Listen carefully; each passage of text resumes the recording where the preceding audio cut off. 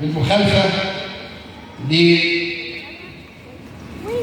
انضباط القرارات. وانا مش عايز اقول حاجه عن المستشار عادل الشرباجي لانه ده صديق عزيز من زمان. هي ده اللجنه بتاعت التظلمات اللي هو طلع بنفسه قبل كده القرارات انضباط ونفذ. هو كان رئيس لجنه التظلمات، هو راجل محترم لابس محترم كده وراجل مؤدب، وكان معاه في الدايره شخص تاني صديق عزيز كان بيلعب معايا كوره، هي كان رئيس محكمه في الكيكات، بس اللي كان اهلاوي. محمود علاء اهلاوي وعارف، وعادل الشرباجي اهلاوي وعارف، وابعدوا الاهلي والزمالك عن القضاء والنيابه.